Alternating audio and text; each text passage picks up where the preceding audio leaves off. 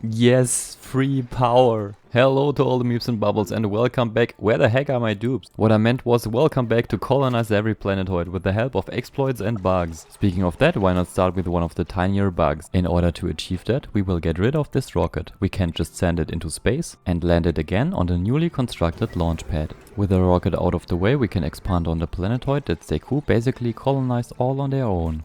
The exploit that I'm showing you right now is stacking multiple Spacefarer modules on top of each other. But the sequence in which you build it is important. Do not start with one that has a launch pad above. Otherwise, this will happen. So let's quickly take a breather and check what we missed in terms of care packages. And then try again, but this time from the top. Note that this is just one of many methods that can be used to achieve stacking Spacefarer modules on top of each other. First you build the module, then deconstruct the launch pad. You can then build the next module and even connect them up with some smaller modules. Let's do that one more time and then check what the advantages of that might be. But apparently I wanted to build a door first for some reason. Also take a look at angry but sparkle streaking duplicant Steakoos. Never mind, so the advantages of stacking your rockets like this are the following. You are now able to move every rocket module freely. You can stack the Spacefarer modules or rearrange them in a fashion that you like. There are a few more exploits. You could theoretically stack them right next to each other so that you can have 3 Spacefarer modules in just 9 tiles of space. But not everyone likes the look. These stacked rockets behave very weird. For example, even though we have 3 battery modules on top of the Spacefarer modules, only the top module is able to get power from those batteries. So if you build one of those power outlets inside of the rocket, only the top rocket is able to get power from it. The rest is basically powerless. So if you want power in each segment, you need a different sequence. That being Spacefarer, battery, and so on. And yes, you can even encase them in walls. Meanwhile, on Wade's planet, we got a fresh batch of water and one issue with our plastic production. That being the gas pressure preventing the petroleum production. There have been a lot of P's. The issue can easily be solved by just pumping out excess gas, which will allow the petroleum refinery to work again, delivering raw material to the polymer press. But we don't always need to pump gas out, so I set the atmo sensor to 2 kilograms. And what am I doing with all this natural gas? Well, I'm sending it over to the first planetoid. So let's check out where that is going to end up. Well, actually nowhere for now, but it will come out here. And some may have noticed it in the background in the last episode, I was building more infinite storages. So the natural gas will end up here, in one of these storages. Sometime later the piping for the natural gas and chlorine has been completed and goes all the way down to our infinite storages, where I already prepared and primed our mechanical filter. But because the natural gas is very hot, I had to insulate everything, which led to some gases ending up in the wrong pipes. But there was no issue for the chlorine. The chlorine just fed the last of our mechanical filters, primed it, and now we can feed in as much chlorine as we want, after connecting up the infinite storage of course.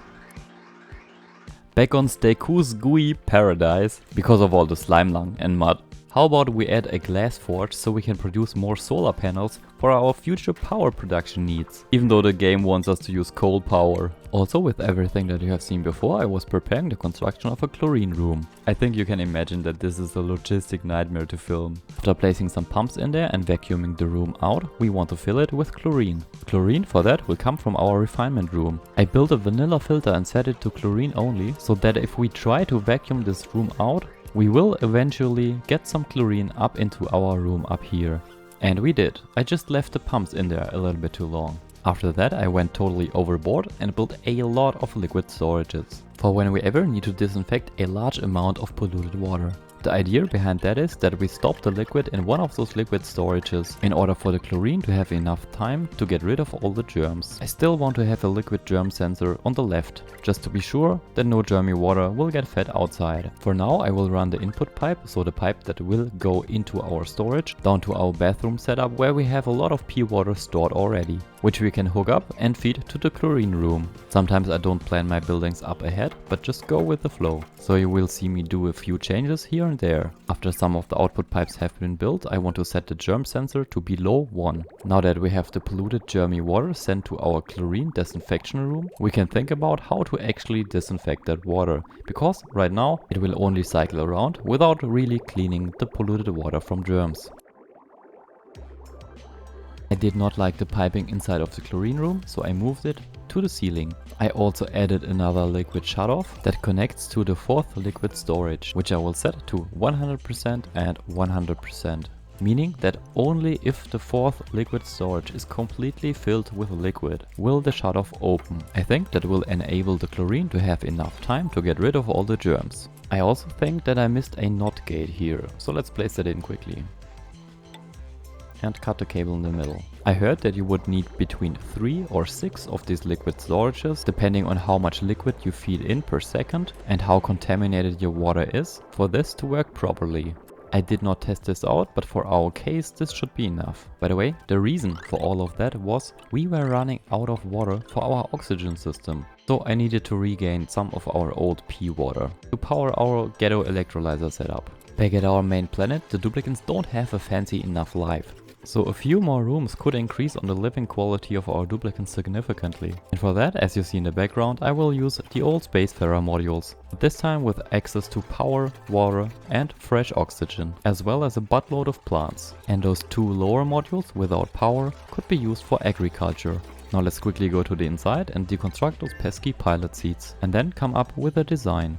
And while I think about that, let's check this out. Sometimes it's cool to have an elaborate design to do a certain thing, maybe cooling your glass or heating your liquids. But a lot of times the easy solution still works fine. In our case, I'm just dropping hot glass on our cold, icy area, which takes care of both problems at once, without any effort. If we actually would have built that last pipe piece, that is. Hey, another knowledge bit for you, you can create natural glass tiles, which are pretty fancy, by just blocking the outputs of your glass forge. They always only create one single tile in the middle. And if we don't have our pipes blocked, glass will be dropped in the cold area. But now back to our interior rocket design. First we prioritize the gas outlet so that our duplicants can work in an oxygenated atmosphere. Here you can see the piping for that on the outside. And then everything else can be built. I had to remove the beds here so we can finish the piping and then we can put them back in. We will get rid of the carbon with a carbon skimmer, which will need some external power and a power outlet. You can also see Adrian being our master artwork worker, so this is me giving him that skill. And the head, let's not forget the head. We also got lucky and got a few more pips. Because I changed the idea of making the lower floor Spacefarer modules bedrooms instead of farms, we actually need power in them. And instead of rebuilding them completely, I show you how you can move them and then add some power. As you have seen in the background, you build a new rocket platform and connect it up to the old Spacefarer module with the help of various other modules. For example, those battery modules right here. And then, depending on where the tiles are, you can move that Spacefarer module down. In our case, we first need to deconstruct those 2 tiles. Then we can move the living module down to the area where we want to have it. And to be sure that the battery works properly, you even should rebuild that. But this way, you don't have to rebuild everything that is inside of the rocket. And here you can see that I skipped ahead to a point where I already fixed both of our modules. We now have power in all of them. And while doing that, we got a little bit of water. Now take a look at our beautiful 2 duplicant apartment, now with power for the integrated oxygen system. And do you want to know how I use the excess water from our toilet loop? I will just dump it in a pool open to space. The radiation takes care of the rest. Another thing that I want Steakoos to do is to dig further down to get us some of that sedimentary rock. Therefore Steakoos needed more points in digging. Now I can tell you the intention behind those additional Spacefarer modules. As you see, I want to use them as farms. Because the environment in those is super easy to control. In this case we have those weird mushroom plants which need a carbon dioxide atmosphere, which can easily be achieved with just a coal generator. Lucky coincidence, we can also heat up the room with the same method. Because the fungal spore needs temperatures between 5 and 35 degrees Celsius to grow. Another smaller thing with a big impact I needed to take care of is this polluted oxygen in our food storage. I want to fix that issue once and for all, so I'm feeding in high pressure carbon dioxide. Carbon dioxide also counts as sterile atmosphere, and I have a lot of it. I will overpressure this room so that when I open and close the food storage right now, we will get gas pockets bigger than 2 kilograms per tile, which will prevent any further future off-gassing from accidentally rotten food. I do have a system in place that gets rid of rotten food inside of our food storage, but there can always be unhappy little accidents. So this should get rid of that issue for good. The living arrangement improvements for our duplicants made the left side obsolete. Everything that we need will be placed in some modules to the right. This one, for example, will be our future greathall. But this time I want to use an oxyfern instead of a carbon scrubber to get rid of the CO2 that accumulates while the dupes are eating here. The topmost metal tile layer is made from lead, by the way, to protect the dupes from the radiation. Guys, do you see what I see? A radiation-eating husbandry dupe that is a pacifist with a small bladder. There's basically no negative trait on them. So let's take them into our base and thank our lovely patron to give them their name. David or Dawid, welcome to the base. And what a welcome it is in the midst of all those critters. Now let's quickly find you a room. We don't have much time before night falls, so there we go, I recycled the old room. I think that should be fine for now. It is way better than what the other dupes got to start with, and Dawid's career path will be ranching. And while we are pampering our dupes, let's not forget about Kyle, because Kyle always gets the best stuff. So we cannot accept it that the other duplicants have better beds than our Kyle. And he even gets some diamond hanging pots with a nice plant in it. Over at the greathall module, the dupes finishing up the diamond floors, hanging pots, and Adrian is working on the aesthetic statues. By the way, the reason for the Glas Production I started a while ago was so we can build some pixel packs. But pixel packs are pretty far down the research tree. And you know what we need for research? Databanks. And in order to get some databanks, we need to do some space research. That is why you see me build a research rocket in the background. And yes, we don't have glass on this planetoid. That's why I frantically sent that over from the first one. Most of the rocket parts have been built, so we need to take care of the inside. The important things for the rocket will be a little bit food for the duplicant, oxygen, the research station, and plastic for the research station. We will also need a researcher that is able to pilot a rocket. So we will give Inhaler Euro the piloting skill. The oxygen diffuser on top of the door did not really work because the duplicants are not supplying that thing, so I'm switching places with the pilot seat. In the meanwhile, the duplicants also delivered plastic to the storage bin, which we can now deconstruct and change out for a fridge. On the top I just added 2 lead tiles. All that we need now is a good food source, and I delivered some barbecue for that, which will not last very long, but make our dupe very happy. Speaking of that, there he is. And now off he goes. Why is this not starting? Ah, okay, we got a warning sign here. Because of the special way that I built the rocket, with the pilot seat on top of the door, we need a little bit manual help. Now that we sent our dupe through the door, it should work perfectly fine. With that being out of the way, we can finally create some databanks. All we need for that is the dupe in space with the research module and a little bit of plastic. Timing. We also need timing, let's not forget about that. Otherwise you will have a preoccupied duplicant.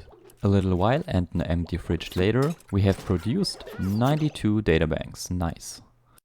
That means we can bring our duplicant back, let him have a little bit of rest, and then he should be able to pick up those databanks and bring them over to the first planetoid. After the databanks have been dropped, they will get picked up by one of our duplicants and delivered to the databank analysis research station, where we then have our lovely Kyle research the more advanced stuff. On Steakoos gooey paradize, excavation was taking place. Several reasons for that. First, algae can always be used for the oxygen production. Second, the slime is needed for the mushroom production. And third, sedimentary rock for everything else. On the main planetoid I changed up the ice melting system a little bit. I just changed out the storage bins for automatic dispensers. I also hooked up the pump to the right to our storages. Let's jump to a moment where some hot glass is incoming and see that it would take a lot of glass to even melt a little bit of this ice, which is perfectly acceptable in this situation. You may ask yourself why I even consider melting this ice with that method. Well, we kinda run out of water in our base. So I'm using the polluted water from our storages and feeding it through our filter, turning it into germy but clean water, dropping it into the radiation room, and then transport it over to all the important parts on the base. First the manual access to the left right here, which is controlled by the hydro sensor, as well as to our toilet loop with the showers, and the rest goes into our infinite storage. The infinite storage then feeds our oxygen production. As you see here, we are just over 100 kilograms. This was in the thousands of kilograms before.